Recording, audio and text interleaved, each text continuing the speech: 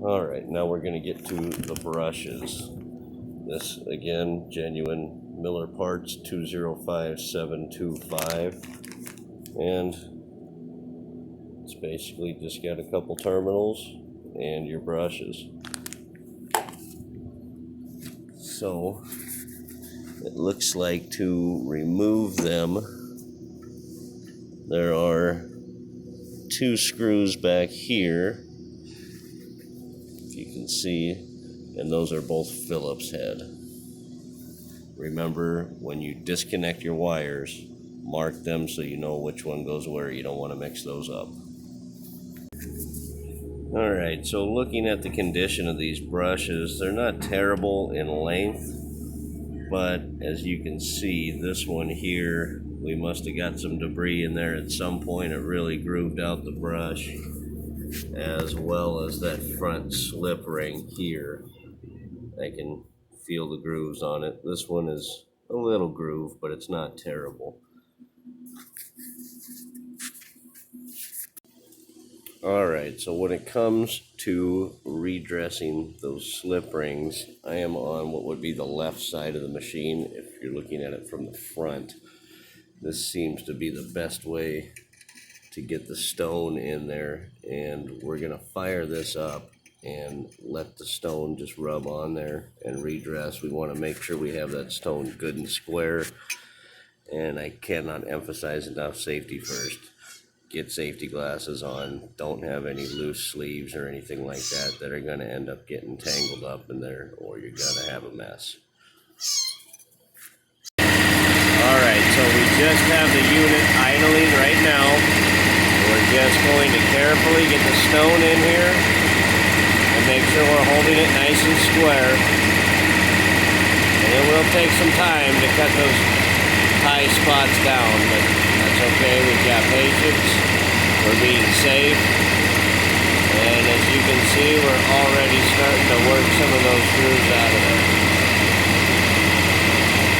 I'm not putting much pressure on here. I'm just letting it kind of ride.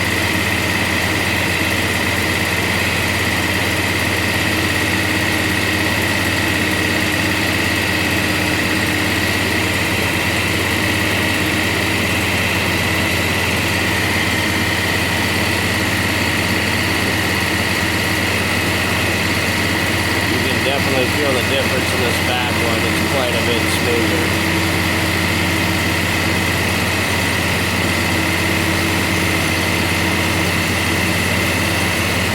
I did have to kind of put that on an angle, as you can see, because it's a little too wide.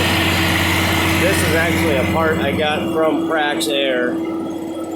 It's the Profax. It's a DD114. It's called a brush seeder. Alright, we're going to go back to this front one and kind of go at an angle on this guy too.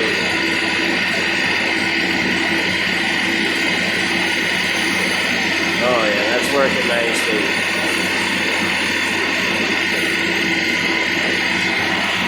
You can see how much smoother that's getting now. I am working it a little bit across, back and forth, but that seems to be working well.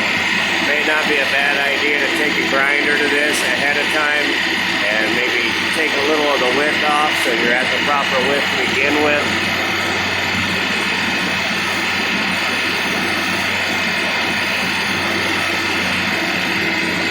And this is really working great. I can tell you this was a little intimidating thinking about it before I started doing it. I haven't done this before. I didn't see any videos on it. But I'll tell you what, it's really not that big of a deal. I'm going to go ahead and shut it down. We'll take a look at these rings and see where we're at now. Now, as you can see, we have a nice uniform surface again. They feel good. I don't really feel anything side to side. Little bit maybe on this front one. So I'm going to go ahead and hit that one again, and then I will get back to you. Alright, so we're just going to touch this one up a little bit here.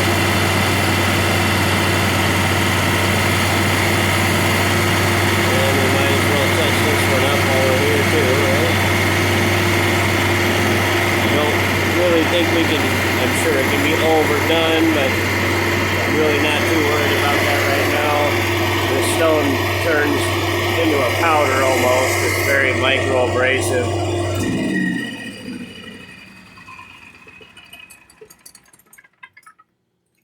And now we've got really, really good surfaces to work with. So I'm gonna go ahead and blow that out one more time. Of course, I still have my safety glasses on.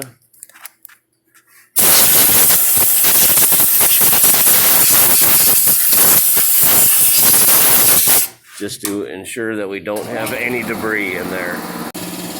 Alright, so now that we've got our slip rings nice and clean and uniform again, we're going to go ahead and replace the brushes.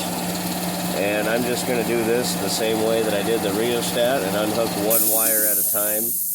If you already took them off and marked them, that's fine too.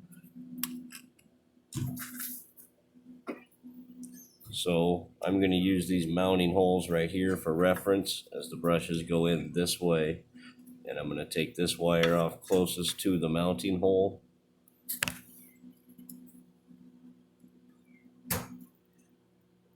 And a little bit of a wiggle and it slips right off. And then we're going to go ahead and put that on the new brush assembly on the one closest to the mounting hole. And then repeat with the last one.